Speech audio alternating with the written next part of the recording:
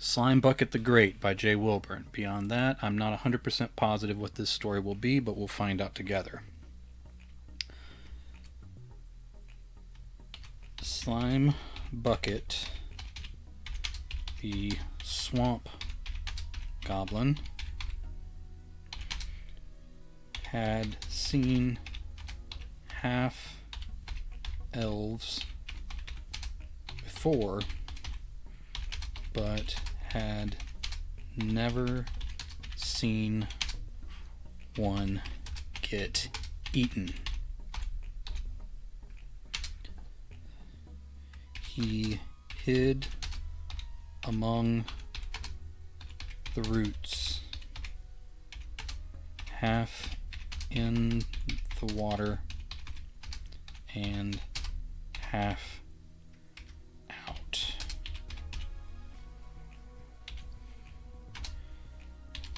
The half-breed elf tried to claw the shore to it's a swamp, they don't really have a shore, it's a bank. Tried to claw the bank to stay above water as the alligator clamped on her leg. Slimebucket and his people were not below saving a person from the big lizards. This was a bad time, though. The gator rolled with the half elf's shredded leg in its jaws. Her grasp twisted away from the roots, and the big creature dragged her out. Gators were hungry.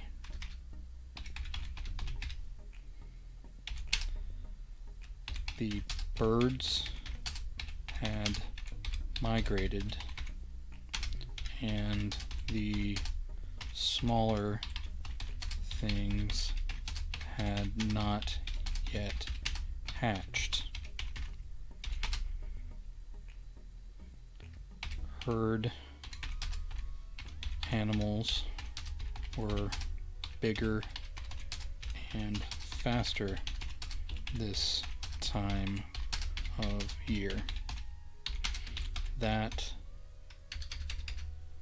So for this moment, that left the gators to eat each other, which they did without remorse,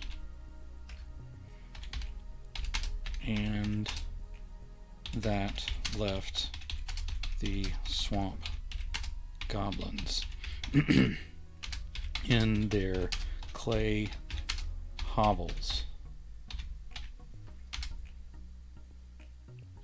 and searching the swamps for what food they could find themselves. themselves. All right, I'm going to reread that sentence because I think it's a little long.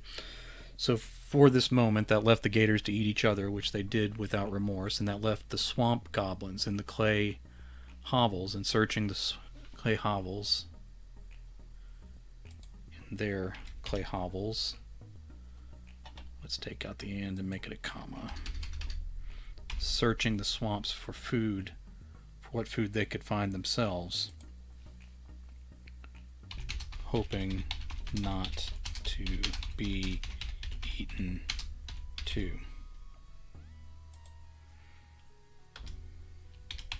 The half-elf went under. If the beast fed on her, that would be one less hungry lizard for a day.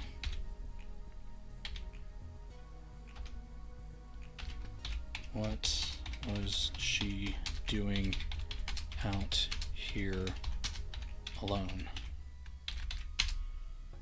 Slimebucket whispered. The waters, let's make them black waters. The black waters exploded upward, washing the high branches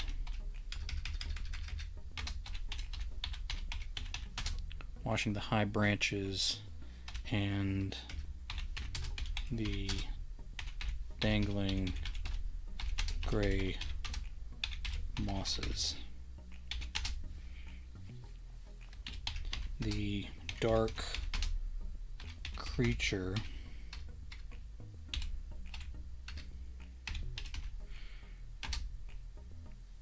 arced through the air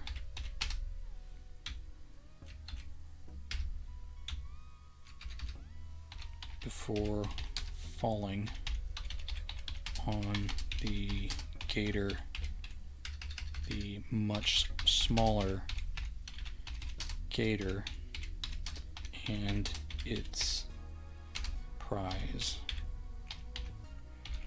Slimebucket held his breath and submerged himself up to his eyes. The marsh dragon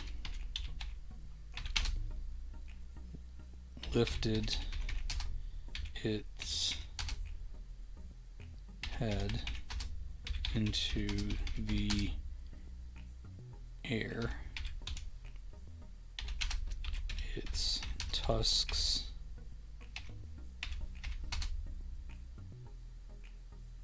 flung water as its jaws locked onto the gator and half-elf both. Alright, let's end this battle here. Slimebucket thought she had to be dead, but then the elf choked out water and started screaming. The oily dragon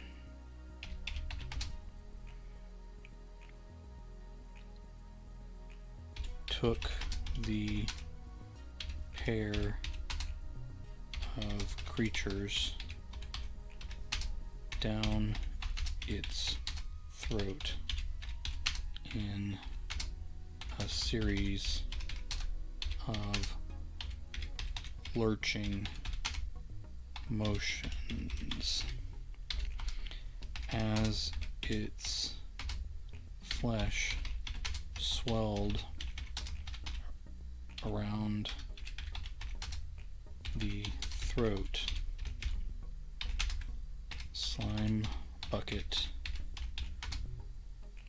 crawled onto the land and slunk away through the ferns with his empty sack and his short, dull pike. Alright, so we've established this goblin creature and sort of the environment he's in, the threats that are there, and the fact that there's a character here that does not make sense. Her being out there, half elf being out there alone in those marshes, doesn't make a lot of sense. He weaved along the patches of land, trying to avoid swimming as much as he could. His skin dried out quickly, but there were plenty of other hungry things in the water during the bad times.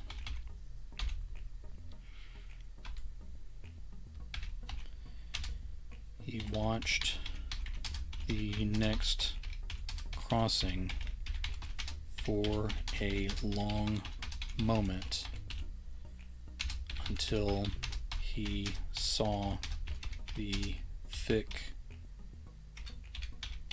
shape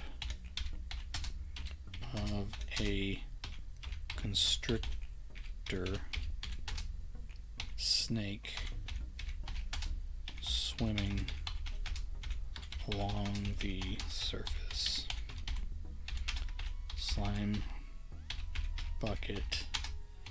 decided to go another way.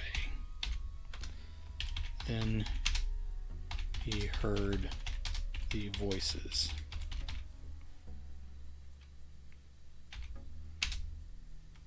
Slimebucket took to his belly and crawled forward underneath the saw grass blades. It wasn't... Alright, let me start a new paragraph there. It wasn't exactly a trail, but it was clear enough for the group tromping, I guess that's spelled right, tromping through. Wasn't exactly a trail, but it was clear enough for the group tromping through as they traversed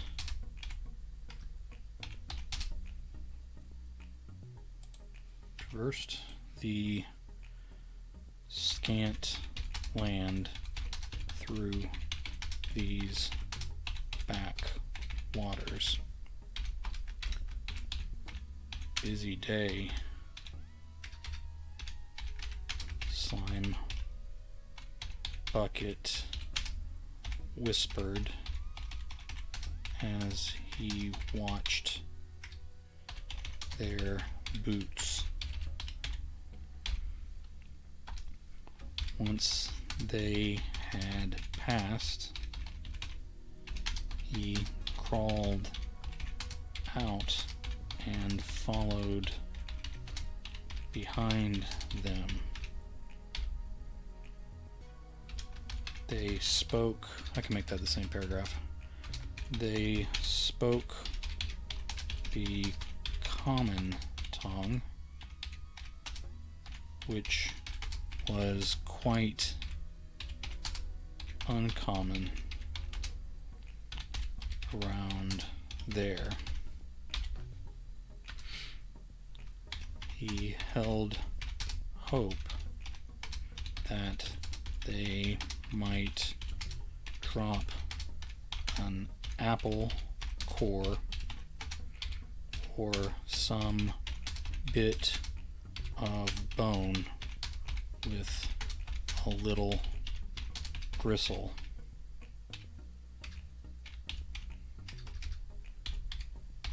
Still attached. The bigger, drier races tended to do such things on occasion. She had to go this way, said the human fighter with his long, clean, blonde hair. His green cloak was brighter than any leaf in this area, except where it was smeared with gray clay.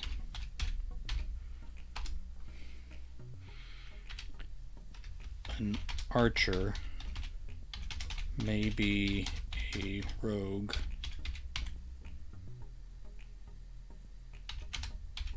probably human.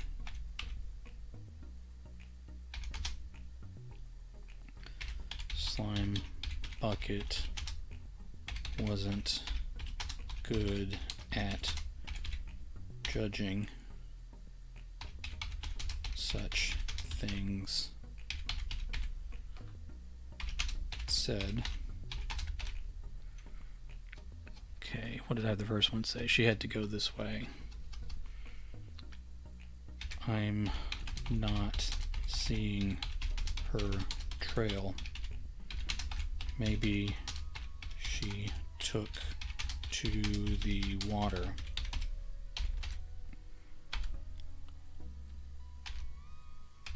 A dwarf or a gnome with an axe. Slimebucket thought it must be a dwarf. Said, okay, a dwarf or a gnome with an axe. Slimebucket thought it must be a dwarf. Said, she's smarter than that. The fourth member of the party simply grunted. It was too big to be an orc. Maybe some outer land troll or ogre. but it didn't look right. This tank of a creature might have been a half ogre, but Slimebucket could not wrap his mind around humans crossbreeding with ogres, even with the vast array of fetishes humans were rumored to have. The the fighter spoke again. If she were being chased, she might.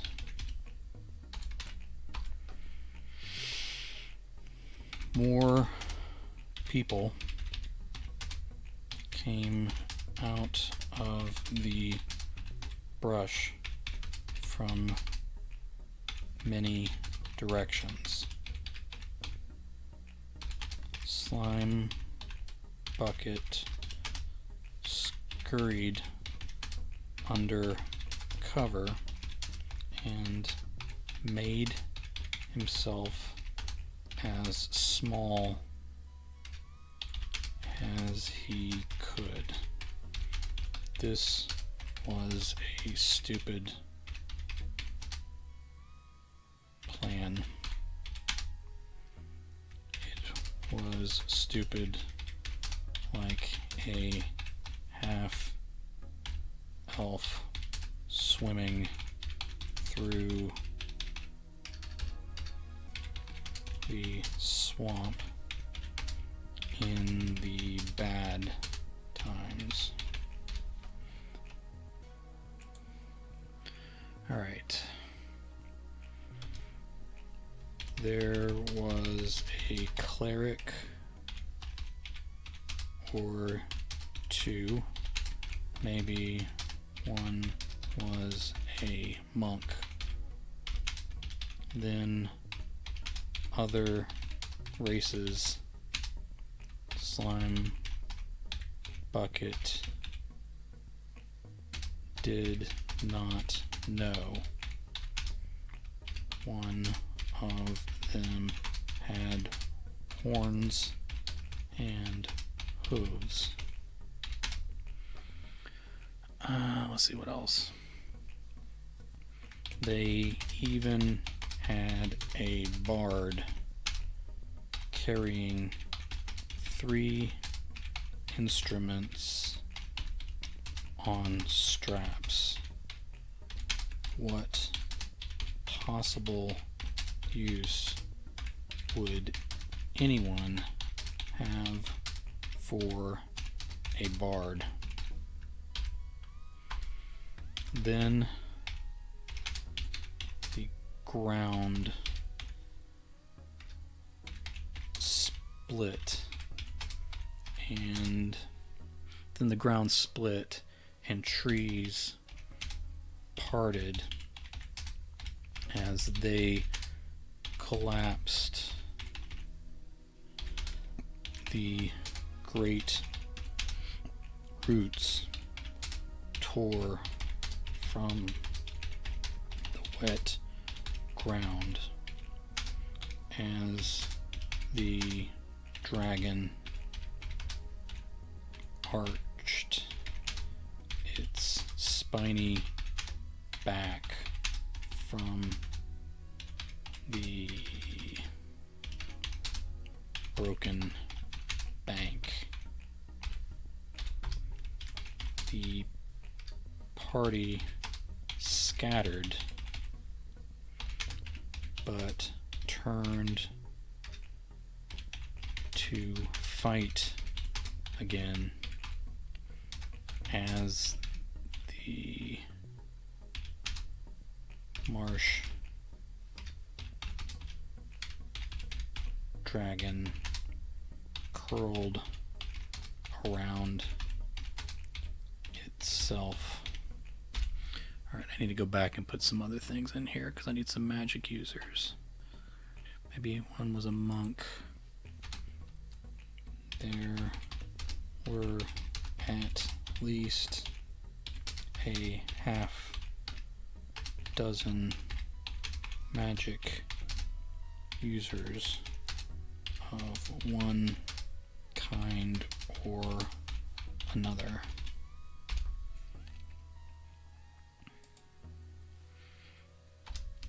Magic flashed in many colors,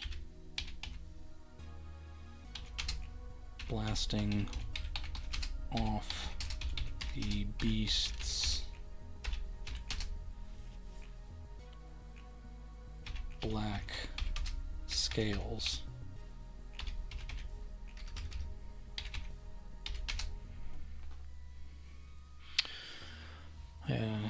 This creature was at least 3 times the size of the one that swallowed the great gator and the stupid half-elf whole. Blue moss grew from the folds in its armored flesh, indicating its age. Arrows flew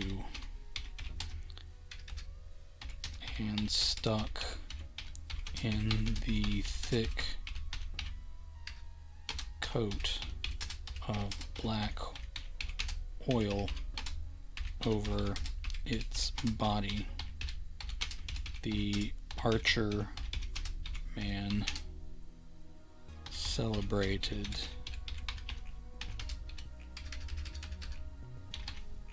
thinking he had done more damage than he really did. The fighter came forward with sword drawn and caught a spike across the side of his neck. Blood spurted from the wound. A cleric and a monk took hold of him and staunched the bleeding. As the healing spell took effect, I don't know if that's the right kind of effect, I'm going to check that later. As the healing spell took effect, the dragon bit through the top halves of their bodies. 3 sets of legs fell to the ground. the ogre barbarian charged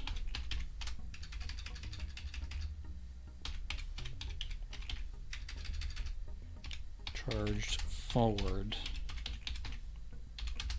He had abandoned common tongue for the harsh. He had abandoned the common tongue for the harsh language of the ogres. Slimebucket only knew the bad words, so he understood everything the ogre said as he cut open the dragon's side with his axe. Purple blood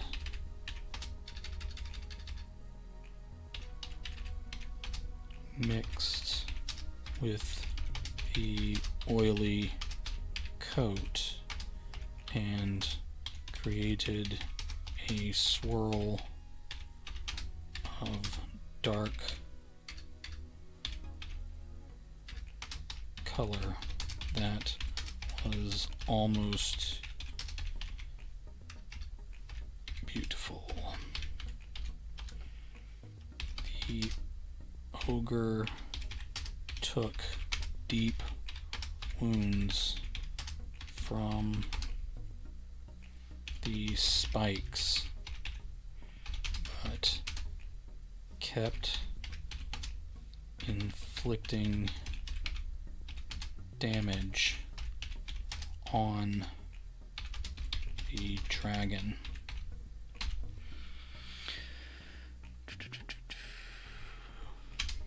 Finally, the ogre went down in a bloody heap, but the dragon was hurt. The rest of the party redoubled their efforts,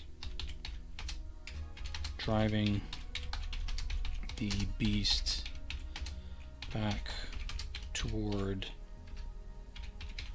the water. Before, let's make that a new sentence. Before the creature could escape, the magic users cast binding spells upon it. They locked it in place as they continued to wound it. Slimebucket crawled backward, hoping to slip away in the confusion.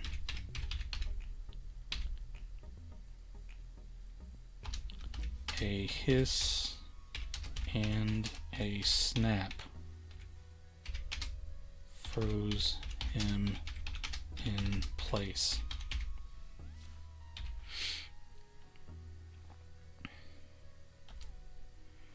The bard screamed in a voice that did not sound musical at all. His instruments splintered and sprung as the cluster of gators chewed through everything, fighting each other to get a piece of the musician. More and more alligators closed in from all directions. Once they killed, oh, hold on. If they killed the marsh dragon,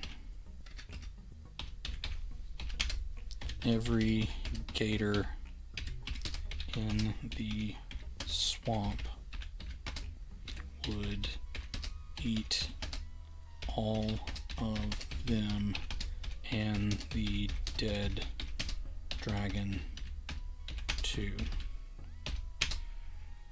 These fools were already dead and didn't know it. Slimebucket would not escape the frenzy. It's my feeding frenzy either.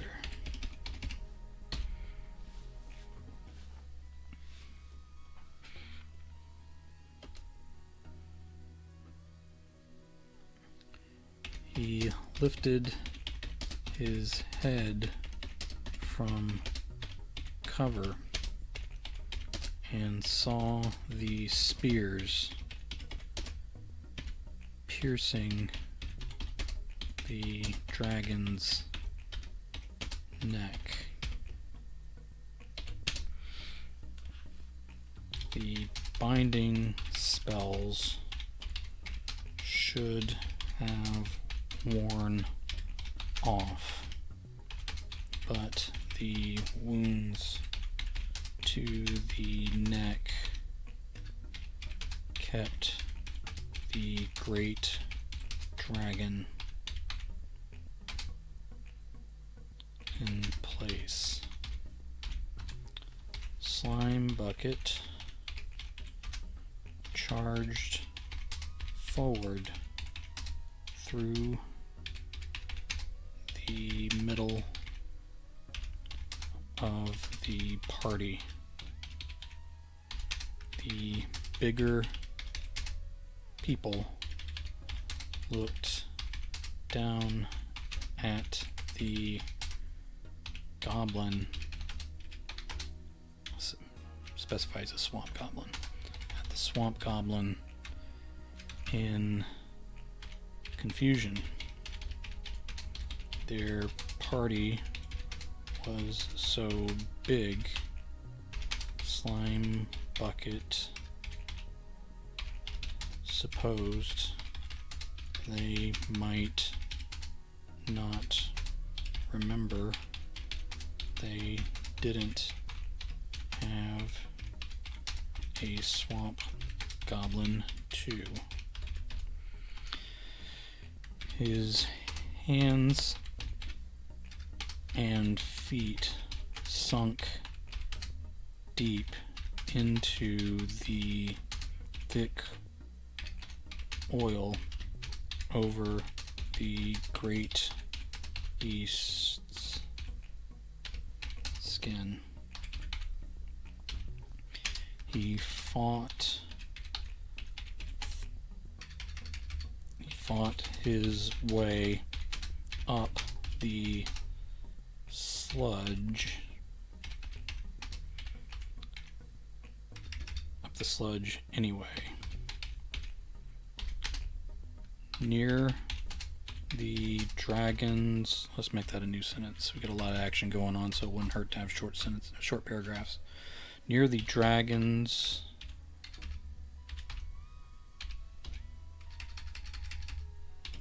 Near the dragon's crest, behind its deadly spikes,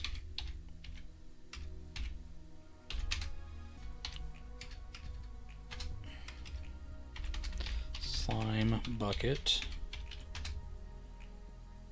retched the shafts of the spears back and forth okay? The dragon screeched in pain. Slimebucket dropped one spear free and then another. One of the magic users cried out, "What are you doing?" 3 alligators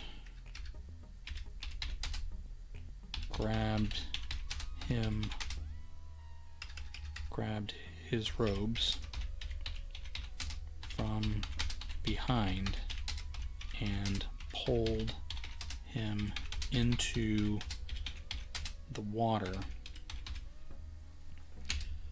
without casting another spell.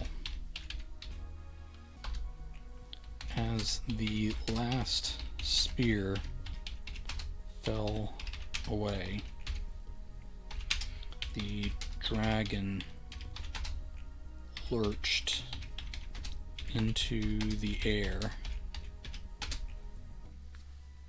and came down with fangs, claws, and spikes. He did not eat every member of the party, but he cut them into enough pieces to share with the gathering alligators. Then the dragon set upon them. He swallowed one lizard after another without pausing to swallow the way the smaller dragon had earlier. Once its belly swelled with digesting gators, it ripped into the others out of rage without eating another creature. Soon the clearing was a bloody mess, and the great marsh dragon curled into a ball in the middle of it all. It let out great snores, say great rumbling snores, as soon as its triple sets of eyelids were all closed.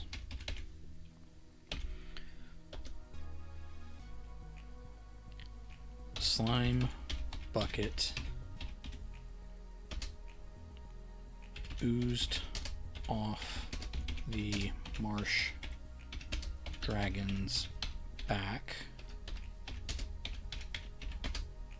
and picked up loose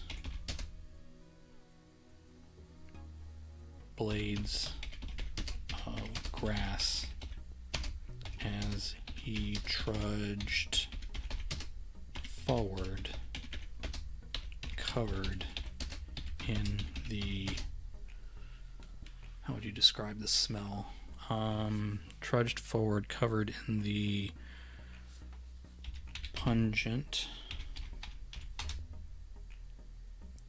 dragon oil. He was trying to separate his fingers from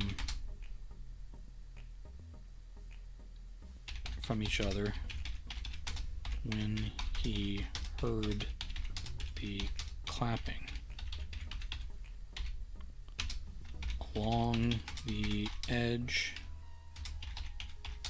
of the gnarled trees. A dozen swamp goblins from his village and others applauded. It was a strange sound. Goblins, and especially swamp goblins, weren't clappers as a rule. They hardly found anything worth celebrating. They chanted Slimebucket's name as they lifted his sticky body above their heads. He saw the incredible slaughter of the gators and imagined that had to be most, if not all, of them. Swamp goblins are terrible singers, but they growled out the praises of Slimebucket the Great.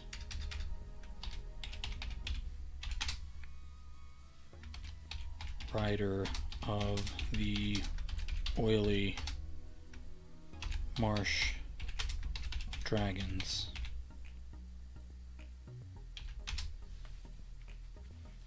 Slayer of the hungry gators. The bard would have cringed. Slimebucket was sure, but he was not in one piece to sing any odes of his own. There we go.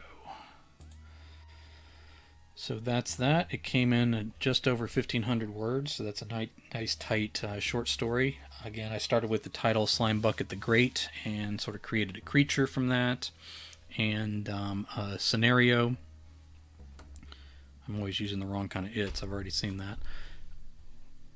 Creating sort of a dismal life for this particular species of goblin, sort of a lowly creature that kind of lives at the mercy of things around it, and creating situations and seasons where there's not a lot of food, so the alligators are hungry, so the goblins are under threat, and adding these marsh dragons in, which may have been the reason that party was in the swamp, or maybe not. Maybe they're just lost. We don't really know.